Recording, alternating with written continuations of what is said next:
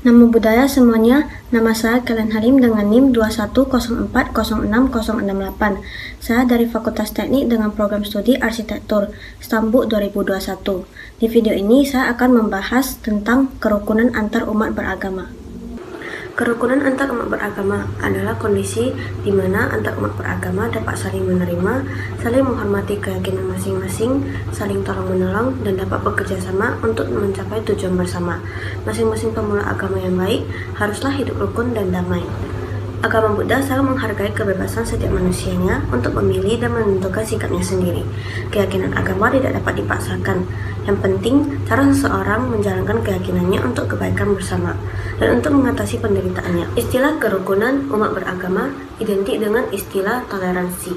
Istilah toleransi menunjukkan pada arti saling memahami, saling mengerti, dan saling membuka diri dalam bingkai persaudaraan. Kerukunan akan bisa dicapai apabila setiap golongan agama memiliki prinsip setuju dalam perbedaan. Setuju dalam perbedaan yang berarti orang mau menerima dan menghormati orang lain dengan seluruh aspirasi, keyakinan, kebiasaan, dan pola hidupnya. Menerima dan menghormati orang lain dengan kebebasan untuk menganut keyakinan agamanya sendiri. Untuk membina dan memupuk sikap hidup rukun, Sang Buddha menganjurkan terdapat 6 dharma yang bertujuan agar kita saling mengingat, saling mencintai, saling menghormati, saling menolong, saling menghindari pertentangan yang akan menunjang kerukunan, persatuan, dan kesatuan. Keenam dharma itu adalah: yang pertama, memancarkan cinta kasih atau metta dalam perbuatan kita sehari-hari. Maka kedamaian, keharmonisan, kerukunan, dan persatuan akan terwujud. Yang kedua, menggunakan cinta kasih dalam ucapan berbicara dengan etikat baik, tak menyebarkan isu, gosip, dan fitnahan. Yang ketiga, selalu mengarahkan pikiran pada kebajikan, sama sekali tidak menginginkan celaka pada orang lain.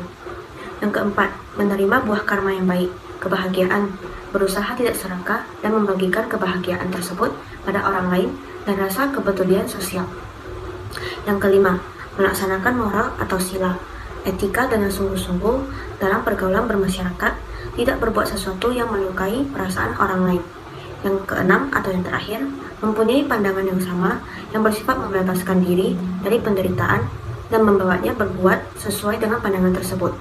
Hidup harmonis, tidak bertengkar karena perbedaan pandangan. Kerukunan hidup umat beragama mengandung 3 unsur penting. Yang pertama, kesediaan untuk menerima adanya perbedaan keyakinan dengan orang atau kelompok lain. Kedua, kesediaan membiarkan orang lain untuk mengamalkan ajaran yang diyakininya. Dan yang ketiga, kemampuan untuk menerima perbedaan, merasakan indahnya sebuah perbedaan, dan mengamalkan ajarannya. Keluhuran masing-masing ajaran agama yang menjadi anutan dari setiap orang. Lebih dari itu, setiap ajaran merupakan pedoman hidup umat manusia yang bersumber dari ajaran Tuhan dalam terminologi yang digunakan oleh pemerintah secara resmi. Konsep kerukunan hidup antar umat beragama. Ada 3 kerukunan yang dikenal dengan istilah trilogi kerukunan. Trilogi kerukunan itu antara lain: yang pertama, kerukunan intern masing-masing umat dalam satu agama, yaitu kerukunan di antara aliran-aliran yang ada di dalam suatu umat atau komunitas agama.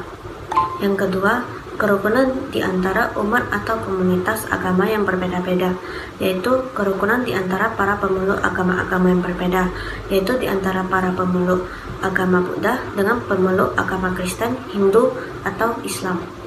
Yang ketiga, kerukunan antar umat atau komunitas agama dengan pemerintah, yaitu supaya dilakukan atau diupayakan keserasian dan keselarasan di antara para pemeluk atau pejabat agama dengan para pejabat pemerintah, dengan saling memahami dan menghargai tugas masing-masing dalam rangka membangun masyarakat dan bangsa Indonesia yang beragama. Dengan demikian, kerukunan merupakan jalan hidup manusia yang memiliki bagian-bagian dan tujuan tertentu yang harus dijaga bersama-sama, saling tolong-menolong, toleransi, tidak saling bermusuhan, dan saling menjaga satu sama lain.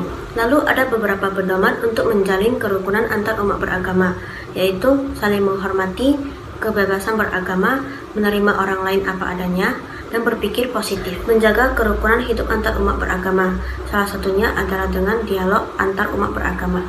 Salah satu prasyarat terwujudnya masyarakat yang modern, yang demokratis adalah terwujudnya masyarakat yang menghargai kemajemukan atau pluralitas masyarakat dan bangsa, serta mewujudkannya dalam suatu keniscayaan. Untuk itulah kita harus saling menjaga kerukunan hidup antar umat beragama.